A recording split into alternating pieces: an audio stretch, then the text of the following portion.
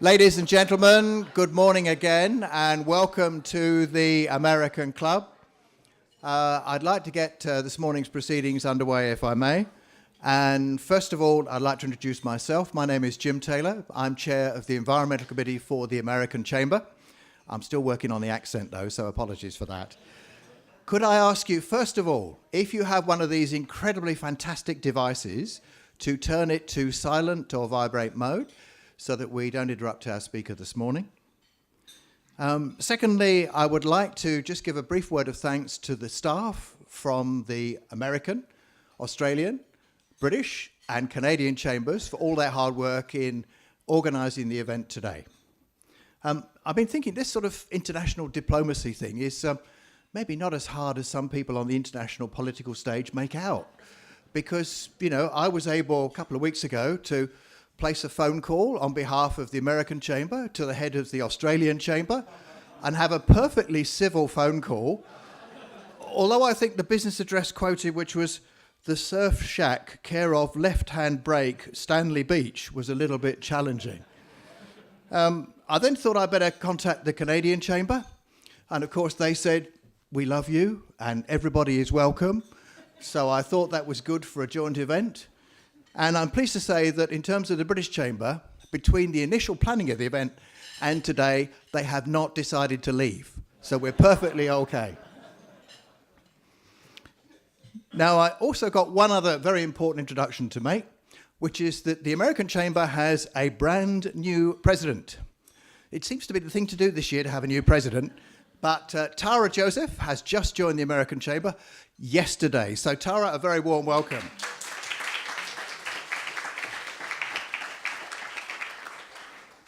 Now, I've got one or two more introductions to make on the head table. We'll come to our speaker in just a second. But on Tara's right-hand side, representing the Canadian Chamber, Mr. Joseph Law. Also joining us this morning from BASF, East Asia, Genevieve Hilton, on behalf of the American Chamber. And to her right, Kenise Hill from the US Consulate. We're also pleased to welcome Anthony Kern from ACOM. Stefan Naumann is the Chief Financial Officer with the Zulig Group. And from the Australian Consulate, we're delighted to welcome Janaline O. And last but not least, representing the British Chamber, Helen Cochrane. Now, I think having got the introductions out of the way, I don't want to wait any longer before giving you the main billing for today. I'm sure Christine Lowe, the Undersecretary of the Environment, will be known to most of you. I think, Christine, rather than go through introductions, it would be good to get straight to the main event. So this is an international event, and Christine's going to talk about an international challenge. So climate change, it's an issue for many nations across the globe to really get their teeth into. So I think we get our teeth into breakfast. Christine, can I get you to come up on the podium and give you a presentation? Many thanks.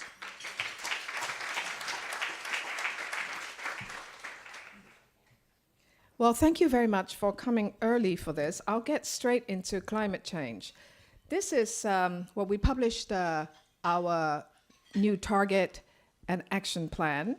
And what I would like to do this morning is just run you through the key aspects. If you haven't read the report, at least look at it because it's very pretty. I have two colleagues here. They also brought a pamphlet, which is probably the nicest looking pamphlet the government has ever done. And to show that we're in partnership with other bureaus and departments, we've also bought a pamphlet about walking from the Transport and Housing Bureau. So do feel free to pick those up. Now, the report has 9 chapters, and I'm not going to read them out, but I want you to, when you're looking through our report, to try and get a sense of how the government puts these things together. The reason I think you would be interested to think about that is because climate change really cuts across pretty much everything. And I know you come from many different countries, and if you care about climate change, as Jim Taylor reminded us, everybody has to do it. So if you're thinking about another jurisdiction, how are your governments doing it? So in a way, you can look at also our approach in Hong Kong. It is about bringing the rest of government together. It is about bringing business together as well as communities. Now, this is really important.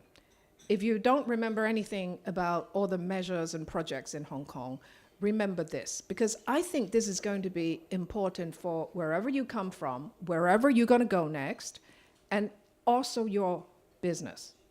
So here's a timetable. I know you can't read the timetable, maybe sitting at the back. I know you have another screen. But just remember about the Paris Agreement.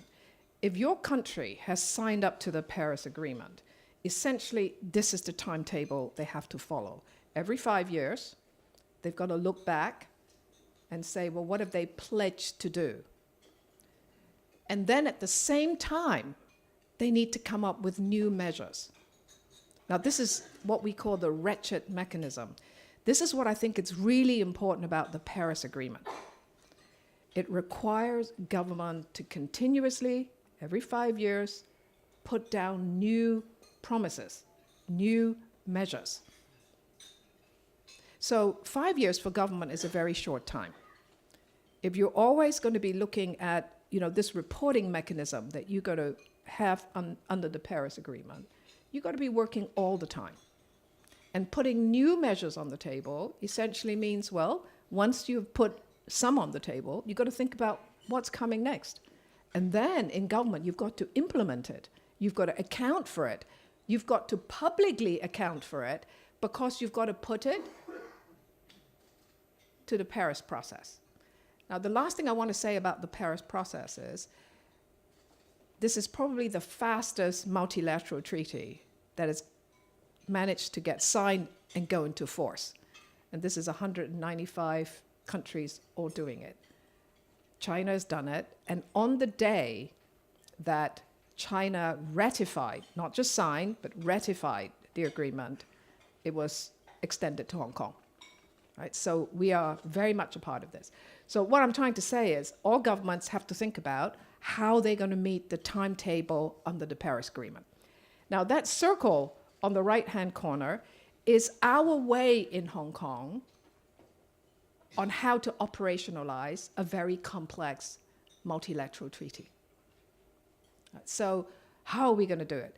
How are we going to explain it to you and to everybody else, including my colleagues in government? Because not everybody is going to deep dive into the Paris Agreement. So we have to make it really simple. This is the 30 seconds elevator talk.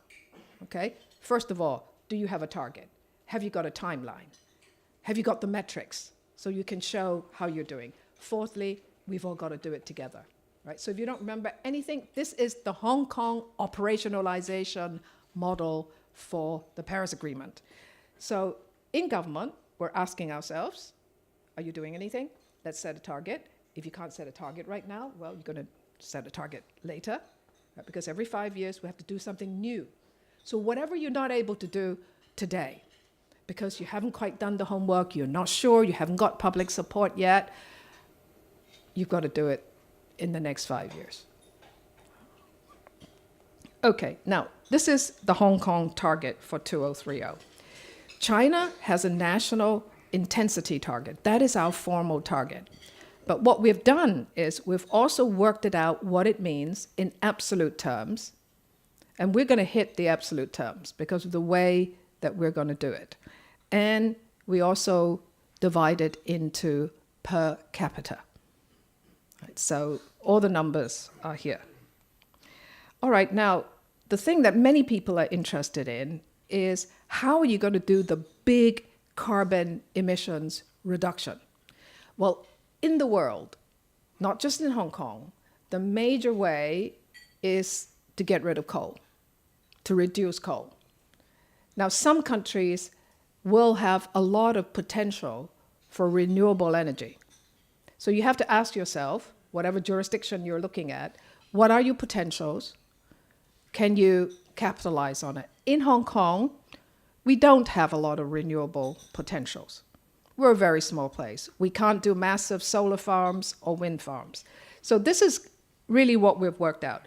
We've worked out that with current technology and commercial availability, we think Hong Kong has 3 to 4%. Now, I'll come back to this later if you're interested. And in terms of our movement towards getting rid of coal, between now and 2030, we will phase down most of our coal plants. But that last button to the far right shows you, people have said, well, you haven't quite committed to getting rid of all your coal plants by 2030, because, you're kind of showing that it could be more, it could be less. Well, that's exactly so, because we're not ready at this stage to get rid of all the coal, to make that decision today. But we know that that's the direction we're going in. Now, we may only be able to phase down all our coal plants a little bit beyond 2030. But anyway, I don't need to go into too much details there for now. Okay, now then energy saving, right? Because energy supply is how you generate energy. Energy demand is how we are much more efficient in how we use energy and how we manage to save energy. This is something we can do continuously. This is what every society can do. Now, with the big power plants, we can get rid of coal, we have to replace it with something else. Those are big infrastructure projects. You make an investment and, they're 20 years, 30 years, 40 years investments. With energy saving, you can work on it continuously. So I just want to say that for this government, energy saving is all the time very important. We can all do it. Government can do it, you can do it in your business, and we can do it as individuals. Very, very important. Okay, so it's all about government putting money on the table, right? So what we're doing with renewable energy, our policy is we're going to optimize the renewable potential in Hong Kong with government taking the lead. So government has to put out money to apply renewable energy where possible in areas where we can control, right? So government properties. So what we've done is we've put $200 million on the table. This is in the policy address to use for government. So government buildings, government facilities, community public areas like parks and so on.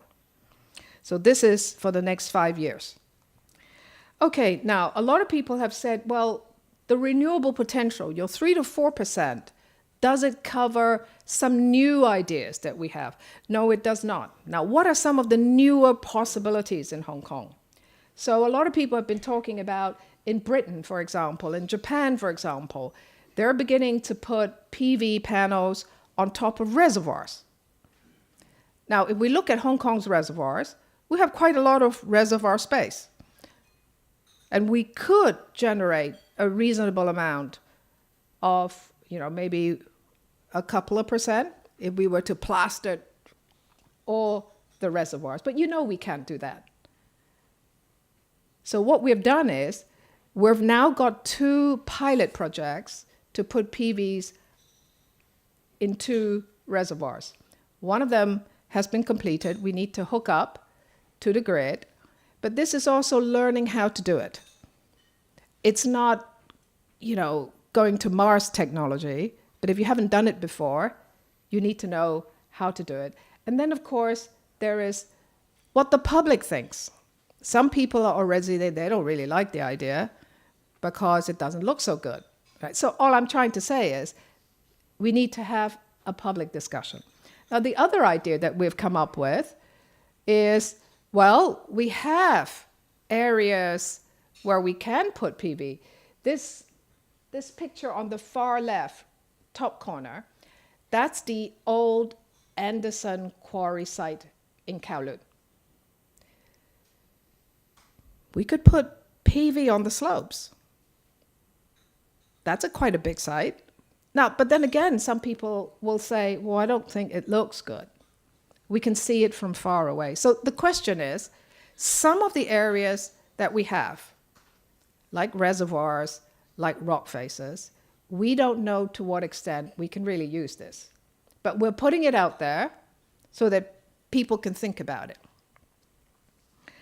Waste to energy. If you haven't been to our plant in Tuen Mun, the sludge treatment plant, you must go. It's fantastic, because that's waste to energy. We're looking at using more of our sewage treatment facility to create biogas and to generate waste to energy.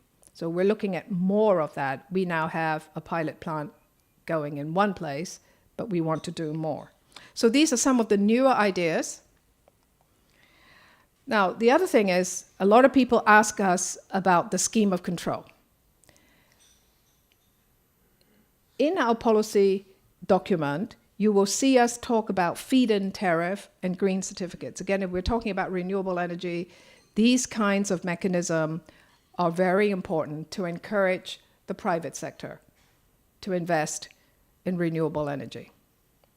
So they are there. They're being negotiated and discussed with the two power companies. Well, you can ask them what they think. We think it would be very good for Hong Kong. Now, this is now a very famous picture of Secretary Wong and myself, and for those mostly gentlemen who are sitting there. Now, you might recognize where the place is. It's Government House.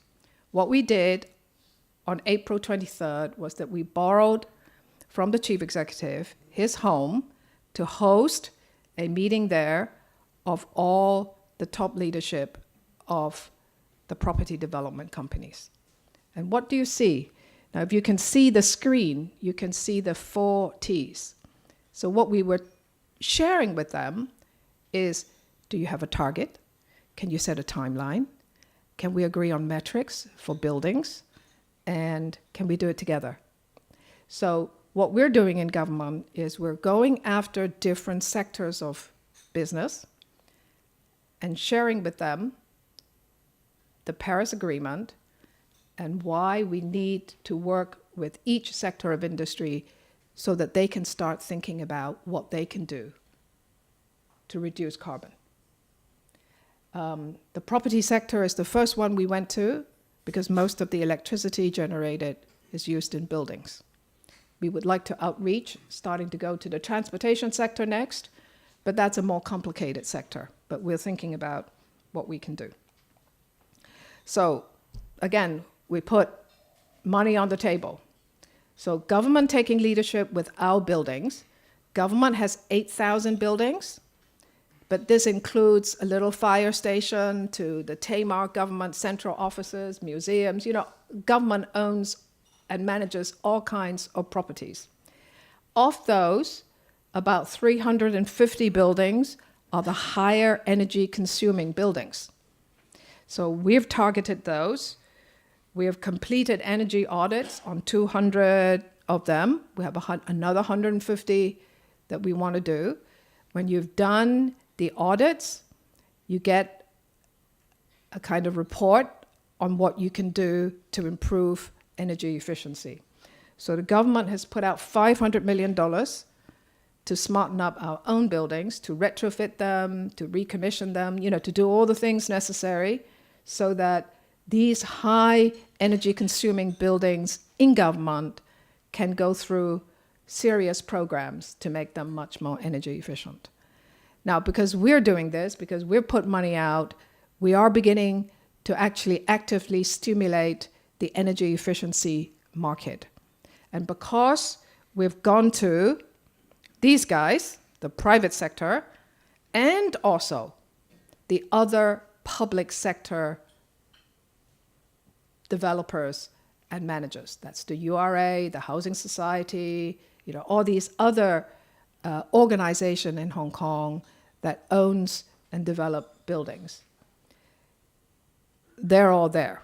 So we think that in the next few years, the energy efficiency market for buildings will become stronger and stronger. So as I said, $500 million on the table to stimulate this market using government buildings. Okay, we've also now completed much of the district cooling system in Kai Tak. We like it, we know it can work, and we're ready now to look at whether they could be applied to other parts of Hong Kong. We have a lot of new areas, new development areas. Some of them we think could cope with a district cooling system. So that will be another way for Hong Kong, as we continue to develop, to also make sure the whole area can conserve energy. We know transportation is the other big sector after buildings. Hong Kong has still continuing a massive program to increase rail. That's very, very important for Hong Kong. We have a rail development program that goes into the 2000 mid-30s. This will continue. Walking, I've also brought a pamphlet along. You can see it, the image on the right, that the Transport and Housing Bureau has taken together, and they've come out to say this is really important going forward. We're serious about improving the conditions for walking in Hong Kong. Escalators, well, you all know this. We have 2 escalators in the central area, very famous, but you may not know there are 3 more on the way, and there are 7 more being planned. You may have said over the years things like, gee, you know, the central escalator is really good, why don't you do any more? Well, we're now into doing a lot more throughout Hong Kong. Promenades, we complained for years that we haven't created nice walking promenades for people to stroll along by the waterfront. Over the years, our fight over stopping reclamation in the Central Harbour, including, you know, designing it better, the harbourfront, all that has taken a long time, but is beginning to come to fruition. We're now ready to do this sort of thing. These sort of things are already happening in the waterfront. Over the next 10 years, a lot of these areas will be done much better. The other thing, okay, we'll go into adaptation. Adaptation is really, really important, I think really important for some of your businesses. A lot of people, including the NGOs, like to talk about mitigation, and we forget about adaptation. This is where we need to plan to meet more extreme weather. That means our infrastructure beyond buildings needs to be retrofitted, reconsidered, we may need to build new things. So what we have done in government, in Development Bureau, is that we've formed a climate change working group on infrastructure. We need our engineers to work together across bureaus to think about what this means. So that means they need to work closely with the scientific development about climate change, about the increased risk, about things like sea level rise, and we need to think about how to plan and learn about what Hong Kong needs to do. So there is now clearly a high-level working group looking at this thing. Water security, very important. So you know we have our reservoirs, and you know that about 70 to 80% of our drinking water comes from the Dongjiang on the mainland. You know, we're starting a small project on desalination. Well, but when you look at everything that we're going to do, we're going to go from 3 sources of water in Hong Kong, right? So that's local water that we collect, seawater flushing that we use for toilets, buying water from the Dongjiang. We're now going to go from these 3 sources of water into 6 sources of water. We're going to do a lot more in reclaiming water. We're going to do a lot more in using grey water and so on. Again, I think for many of you, you would be interested in this. We're also retrofitting and improving our water delivery system. That's all the pipes, making it more intelligent, knowing where problems are so that we can fix them much sooner than what's happening now. Usually, you know, pipes burst and you go and fix it. But with a more intelligent system, we'll be able to continuously monitor what's happening underground so that we can fix problems sooner. This is just a picture representing a whole lot of things that we're doing within government. We're building sewage works, we're continuing to do many types of infrastructure. We're trying to blend in good design, biodiversity, aesthetics, because a lot of these areas could be used for recreation, for people to go to and enjoy. So instead of concrete, instead of doing things the old way, what we're trying to do now is to much more holistically use these opportunities and capture all the potential benefits that we can have. We know that by doing it this way, it also makes our city much more climate resilient. Urban forestry. Now, we all know about our country parks, and they're great, but also what we want to do is create urban forest in the urban areas. So this is a major 10, 20-year program to gradually do that in a sensible way. Now, this program is under Development Bureau. They have many, many interesting ideas of different districts, different nooks and crannies all over Hong Kong where we can do that. So it's slopes, it's little areas in Hong Kong. So we think this is going to make Hong Kong more climate resilient, be more recreational area, nice public spaces. So overall, it'll improve the immediate environment where we live and work and walk around in. Now, there are some aspects that we do need to do continuously. I'm not going to talk about green finance because there is an event by the British Chamber. Preparing for emergencies. I mean, thankfully, we haven't had really extreme weather event that we can't cope with, but we have done modeling in government, and we know it is possible for us to have extreme events. That has happened to Taiwan, that has happened in one corner of Hong Kong in recent years. And if we had extreme events of those kinds, which has already happened in our region, but it really hit us in central or in, certain parts of Hong Kong, it'll be bad. And these are the sort of things that you cannot engineer yourself away from. Nature can be truly fierce at times. So what do we do? So again, we have people now thinking about preparing for those emergencies when they happen. Extreme heat. Thankfully, again, we haven't had those long, long spells of extreme heat. So that's something that we recognize in government we need to spend more time on. It'll affect your workers. It'll affect a lot of people, particularly because they have jobs outdoors. The airport, the power companies, lots and lots of people. We need to think about that long term. Okay, now if you haven't looked at this document from Development Bureau, Hong Kong 2030 Plus, you should take a look. But what you see in that document is that it talks about climate change, it talks about many of the environmental issues. This is the first time you see a long-term planning document coming from Development Bureau where many of these ideas are in. What does that show you? That shows you that Development Bureau and many of the things that they're in charge of, the concepts of environmental protection, waste, air quality, climate, energy, it's all in. So I think that's a great step forward for the government as a whole. The last thing I want to say is climate change don't have to be all bad.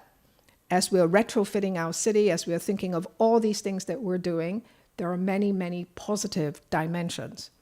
If we all did it together, if we could plan better, if we can communicate better so that different industries can get ready, working with government, working within the industry itself, we know it can bring tremendous livability improvement to the people of Hong Kong.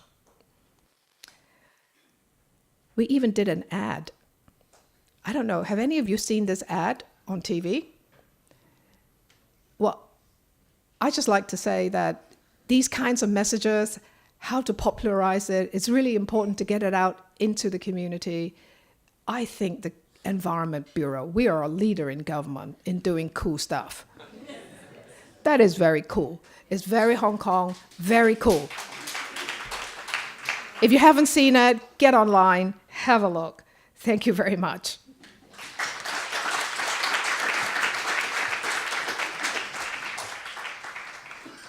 Right, ladies and gentlemen, we now have about 20, 25 minutes, something like that, for questions from the floor.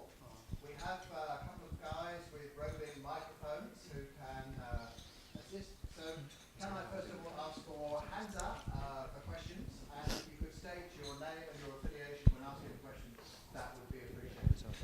Looks like I have an early winner here. Janine, thank you. Thank you. Janine O from the Australian Consulate. Thank you. This is all very impressive and very cool. I wish our government had such great colours in our palette.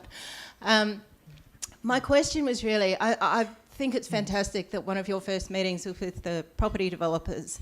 One of the issues that I think we've been dealing with in Australia is this whole thing about incentives and how you actually structure incentives so that the people who are doing the investment have the incentive to put in energy efficient or renewable energy solutions. So, for example, the feed-in tariff in the ACT where I live, we have a feed-in tariff for solar panels on roofs. Now, we have a high level of home ownership, so it kind of works that people like me who own our own homes put solar panels on our roof, we get the benefit of the feed-in tariff. The downside of that, it is very regressive, because what it means is that because the tariffs were set too high, the electricity prices rise, and so people who are poorer, who rent their houses, have higher power bills. But the question is, how do you encourage the landlords, so the people who are renting out their places, because they're not paying the electricity bills? So how do you actually structure the incentives so that the developers, the owners of the commercial buildings, even if you own an apartment in a large building, you don't have the power to put PV on the roof. So I'm kind of interested in that question. Yeah. Thank you. No, that's a very important question. And if you're in Australia, in the US, in the UK, in Germany, your homes most likely is a little house. And you can control it. You can decide if you want to put PV on it. And what you're saying is, if there is some arrangement, feed-in tariff or whatever, yes, you could do it. The systems are not perfect, but you could choose to do it. In Hong Kong, almost all of you live in an apartment block. And, well, my apartment block is nearly 40 stories. It's not worth putting PV on my roof because it's a very small space. But it's worth us retrofitting our buildings so the co-owners, we can get together and talk about energy saving. Now, that will also bring an immediate, once you make the investment, you can see an immediate improvement. That is worth doing. So I think one of the things to think about in Hong Kong is the conditions that we live in here, or the owners of a commercial building. They can make a choice about where they make an investment. Now, what we can do in government is to have some structures where if you did want to do that, if you lived in a little house in the New Territories and you want solar panel on it, that, okay, you could do it. But in Hong Kong, where are the bigger spaces where you can do solar panels? Much of the space is publicly owned. So it makes sense for government to say, we'll do it. So the biggest PV installation in Hong Kong is the Drainage Services Department at one point, about 1 megawatt. We have more ideas. So now that government departments know that this is being encouraged, it's government policy, they're beginning to look at what spaces they own to consider doing PV. Right? So that makes sense for Hong Kong.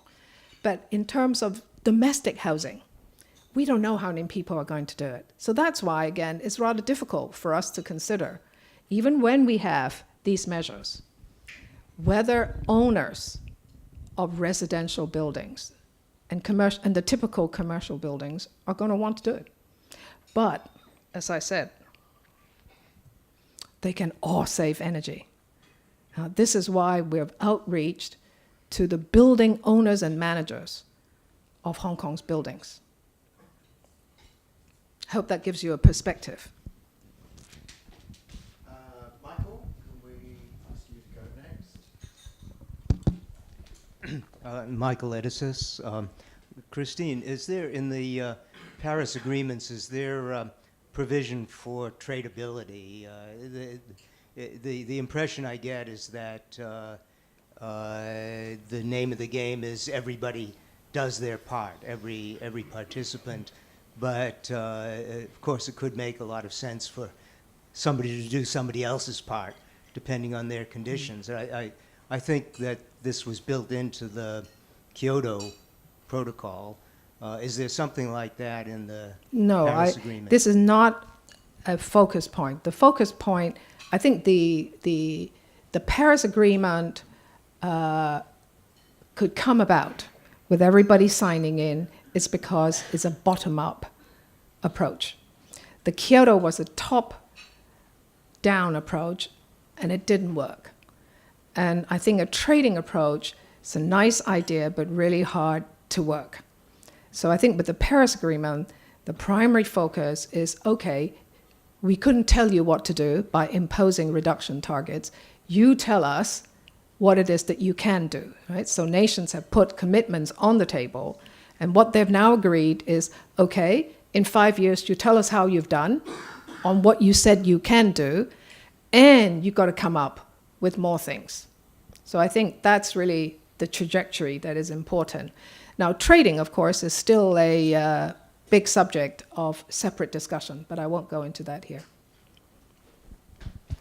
Can I take a question from the middle this time? See at the central table there. Good morning. My name is Tanya Vessels, and I am independent of any industry or business.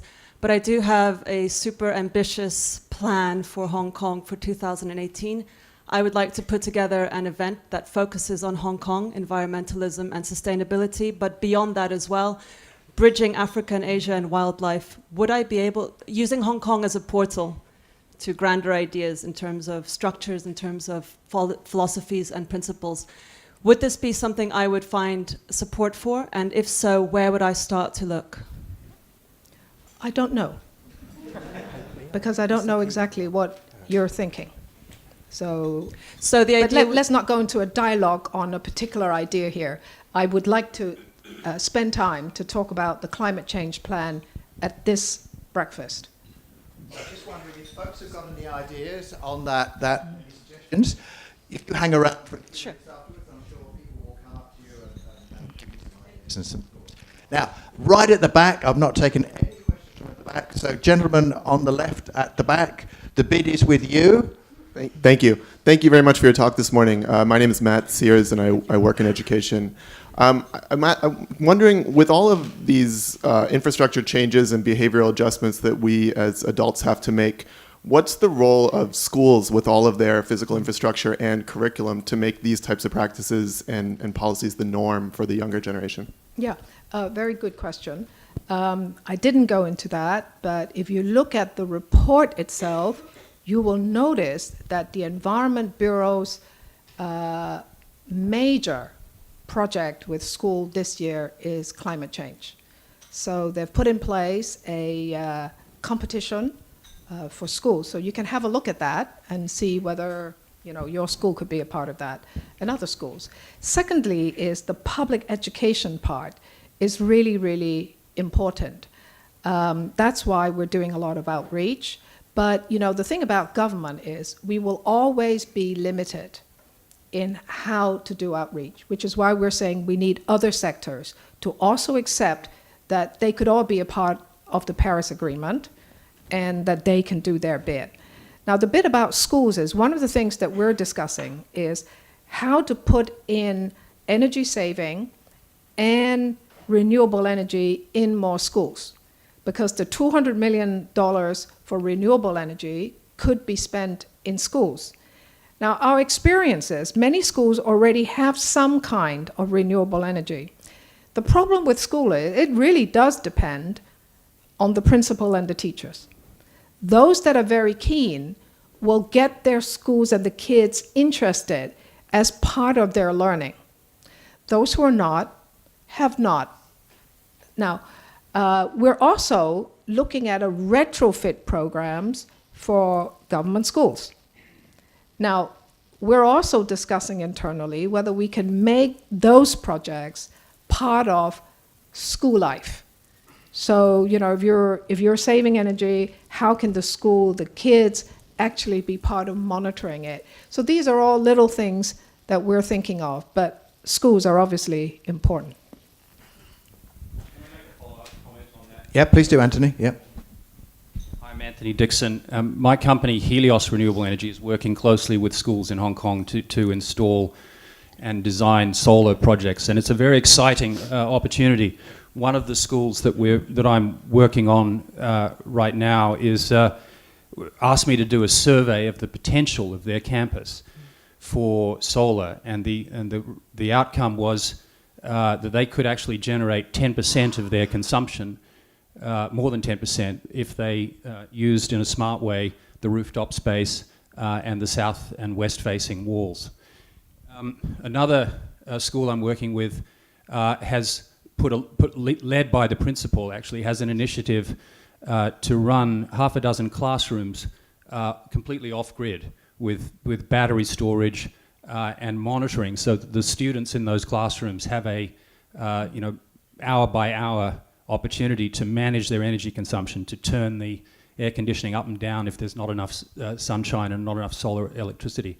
If you think about the educational impact of the school sector over the next 30 years, which is the life of a typical system, if a single school is graduating 100 students a year and there's 1,000 schools in Hong Kong, that means solar in schools could influence 3 million future decision makers in Hong Kong. So it's a terrific opportunity, I think.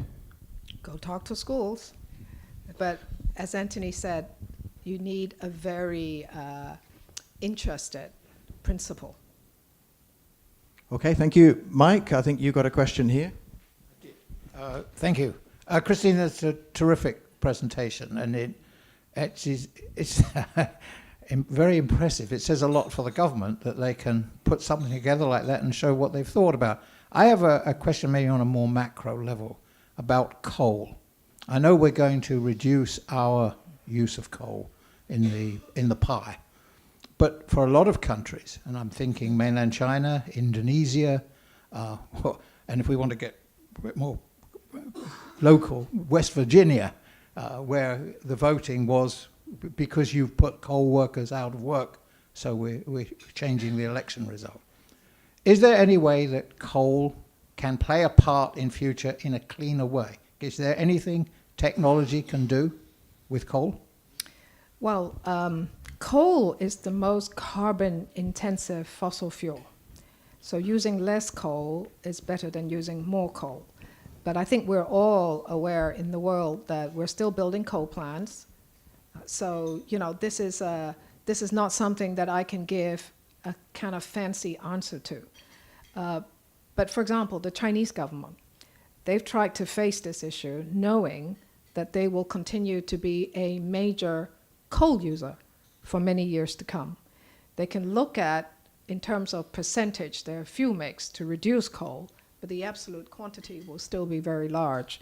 And they also, in a way, asked your question, Mike, which is, well, there's Indonesia, there's India, and there are many other developing countries that have a lot of coal. And they're going to continue to use quite a lot of coal in their energy mix. So what can we do with coal? So therefore, China is now the leader in developing super ultra critical coal technology. So this is using the same quantity of coal, but much more efficient, because they believe there's no way the world can wean itself off coal very soon.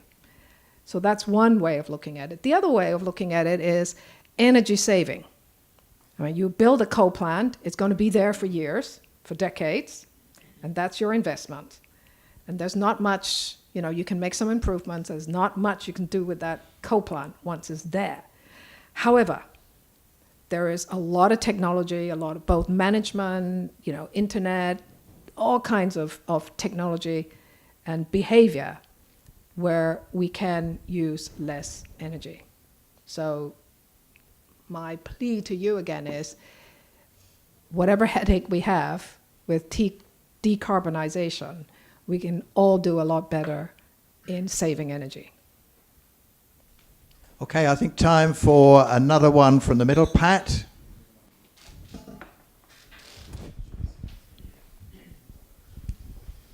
Hi, Pat from KPMG. Hi, Christine. Thank you for your presentation. I just want to follow up a question from this lady at the front on incentives. Hong Kong is very much a business-first city. So a lot of these environmental changes really has to make kind of like economic sense. And I understand the energy saving aspect, that you reduce the energy bill. But that has rarely gone into a higher level of management and for people to really get excited about just saving a bit of energy here and there. I mean, what is the government thinking in terms of just making the economics work for a lot of these, it's even for these building managers to put in major changes in the infrastructure of their buildings, which is going to cost a lot of money. And then that is probably going to charge, in the commercial buildings, charge the lessees, higher management fees, and then everybody kind of like says, well, I don't want to do that.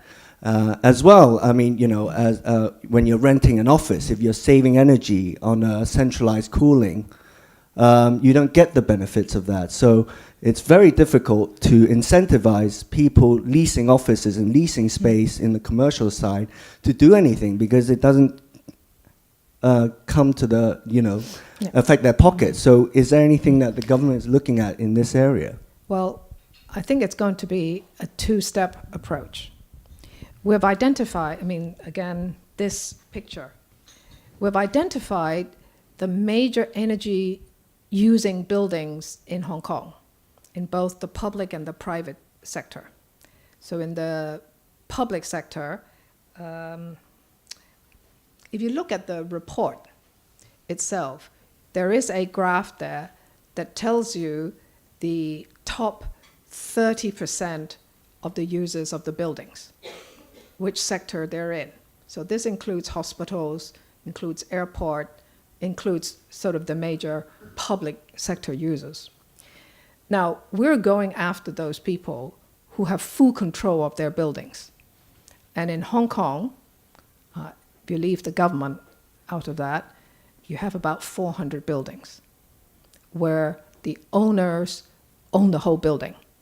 So they have a direct interest in managing them well.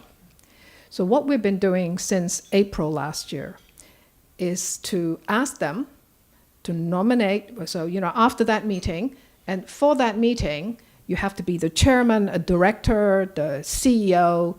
You're not sending in your working level people, right? This is the top people in those companies. We needed a chance to explain to them about what's to come, because what business wants to know is, well, what's the government going to do? Are you going to tighten regulation? Are you going to give us any incentives? Business wants to know that. But what we told them was the Paris Agreement. And what we told them was, don't just say you're willing to do it if we give you some jet-so. Now, what we're saying is the Paris Agreement is real for every government. So we are going to tighten regulations here and there. But what we are asking them to do now is to go beyond compliance, because we have an opportunity now to work very closely with them on a long-term basis to understand their buildings, that they can do better, and we can discuss what the regulations are going to look like. For example, even measuring your energy saving is not so easy. So again, one of the things, right? can you set a target? So we're saying to the private sector, do you have a carbon target for your company? Well, many of them don't. Can you consider setting one? If you can, you have to have a timeline, right? Nobody disagrees with that. Can you go back in your company and look at that? Because if you look at these companies, you will see in their annual reports, some of them will tell you, oh, we did a really nice job on energy thing, but they don't actually have corporate target. So now through this kind of discussions, we can raise these issues, and then we're saying, and we asked them to look at themselves. So we had 28 private companies, right, developers, and we asked them for information. They gave it to us. We anonymized them. We plotted back out to them and say, this is you. This is your industry. It's very interesting to them because they want to be amongst their peers.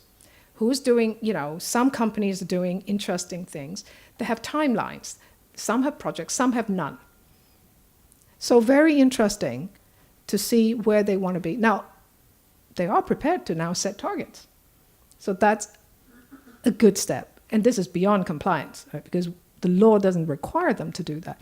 We invited the power companies and the gas companies to come along because these are all their clients.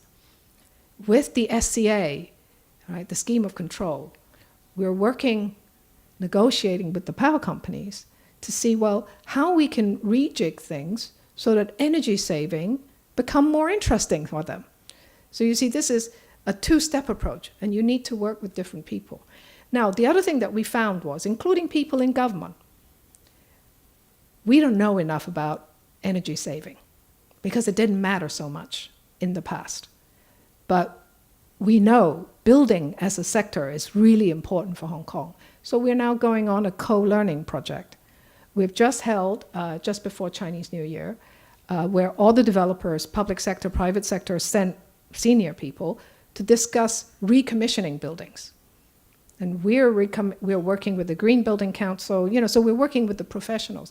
This is going to take a little time, but the most important thing is we recognize that and we're putting $500 million on the table. So the government has $500 million to spend on government buildings, on co-learning with the sector. We've agreed that these buildings are going to be shared. So what we can achieve, how it's done, it's now part of this dialogue platform with the private sector. So it's not just about, can you give us some jet cell? Thank you. Got time for some more questions. I see a gentleman very patiently at the back there on the left-hand side raise his hand a couple of times. Thanks very much, Christine. My name is Bruce Hicks. Across all of these areas is a lot of technology development that's going to happen in the coming years, whether it's energy production, distributed generation, IoT, big data, so on and so forth. Can you speak a little bit about some of the things some of the other things that are going on to promote innovation and technology development in Hong Kong? What's happening through the universities, through Science Park and so on? What efforts are being made by government to promote these as future industries for our city? Hannah, where are you? Hannah. There's this lady there, PwC, they're working with the government to look at exactly that kind of issue for Hong Kong as a whole. Now, we in Environment Bureau, what kind of new technology, new management ideas there might be, the power companies, the gas company, everybody has become extraordinarily interested in how you do things. So I think, Bruce, it'll be useful maybe for you to speak widely to people who has a little bit of the picture of this and then fusing them together. Waste, that's another huge area where digital technology and so on will be very important, not just energy. Government has huge plans on waste coming where we're going to need a lot of new ideas. Okay, I have time. Gentleman here has been very patient. Morning, my name's Gary from Energens. Christine, I think it's a great presentation, great plan, and I do acknowledge that the Bureau is the leader of the government in these kind of things. I just want to make a comment on Pat's regarding Hong Kong is a business-driven environment, and the thing is, I think energy efficiency do have a return. We've got companies like HSBC, the convention center, the airport, even casinos in Macau doing all this energy efficient stuff.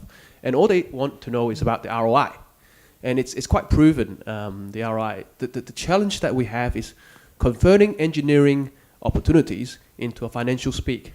And sometimes companies do have a disconnect within the internal organization. The facilities manager up to the CFO.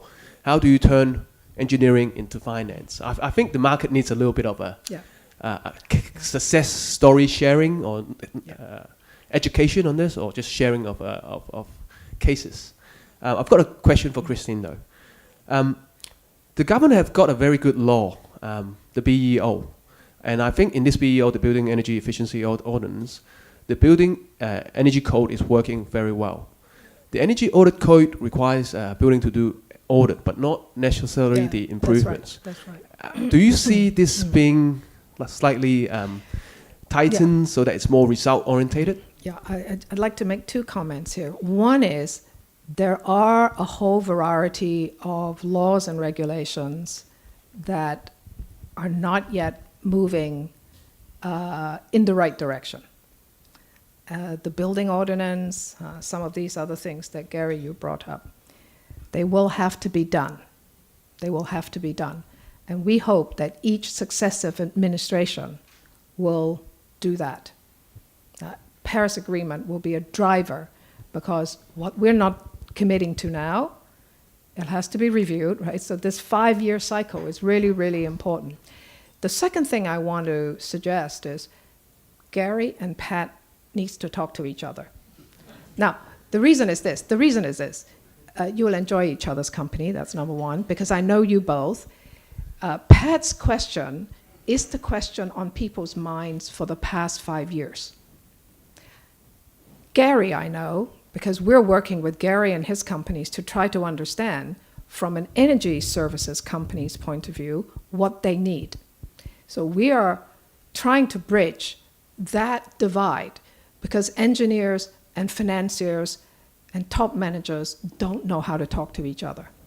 So we've been struggling, working precisely with Gary and companies like his to try to do that financial speak, right? Because you've got to do it, not so much us in government. We do that kind of thing because, and when you're talking to the chairman of these companies, they don't want to go into the details either. So this picture of energy saving, it is complex, and we tend to tune out on the bits that we don't quite understand.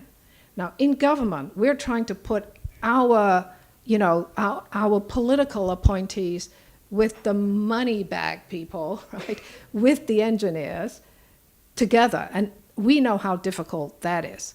But I think the message that Gary has, because companies like his are doing things on the ground, and they can show the numbers. So I think it's really important for those of you, and I know many of you are interested in this, to speak to each other. Now, we also talked about things that, Pat, that you talked about, the idea of green lease. I understand one of the institutions here is going to come up with something focusing on green leasing. So I think these are the sort of things that will come where the tenants will have to benefit from their behavior change, if not their investments in energy saving.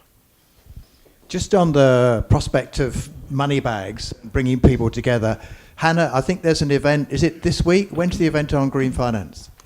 Thanks, Jim. Hannah from PwC.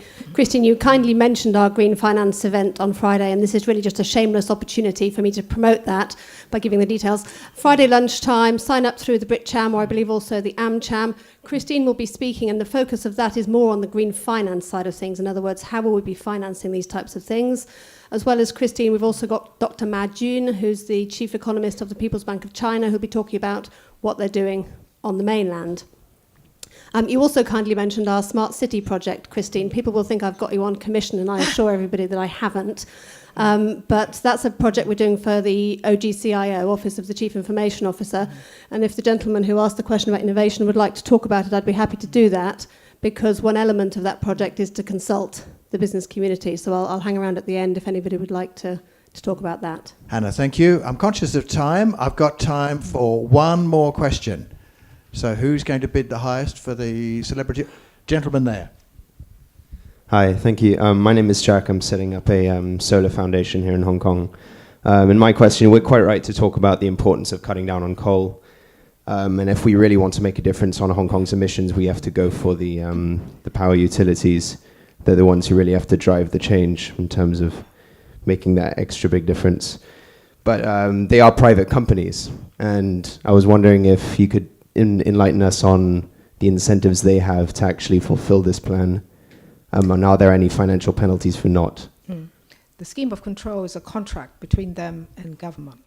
We hope to use the current negotiation with them to agree on things that will make it much more interesting for them to be able to deliver on energy saving, renewable energy, and so on. I just want to make one last comment. Again, I'm showing the timetable. Now, including me, there are things that I would like the government to continue to do, right? So all the things we're not doing yet, we want to continue to do. What's really important is for you all, and I know many of you care deeply about this, is to never lose heart, but follow the Paris Agreement's timetable. So in a way, what I'm presenting to you today is the decisions that we've taken as of today. And we have set a target, so we need to move towards that. The target, in terms of the intensity, has a range. Obviously, we can do better if the government, business, and the community do more, right? So we can improve upon our actual outcome if we all work hard. So, if you have proposals to government to do more, look at the timetable. There's a regularity to us doing new things. Now, this current government will step down on the 30th of June. And you know already we will have a new chief executive. It's none too early to start thinking about what you want the next government to do. Now, what this government has to do is to have set the framework and a governance structure for continuing to discuss climate change for government to take action. We're also set some time frames and structures for the private sector. Right? The building sector is front and center at the moment. We can move on to other sectors. We can work more closely with you all, schools or whatever. How you want this discussion to take place, you can propose to government. And the government needs to be reminded too, constantly, that we need to all follow the Paris Agreement. So don't lose heart. Whatever we haven't done yet today or commit to, we're going to have to look at in the next round and the next round. Christine, thank you very much. I'd just like to say, please join me in a round of applause for Christine Lowe.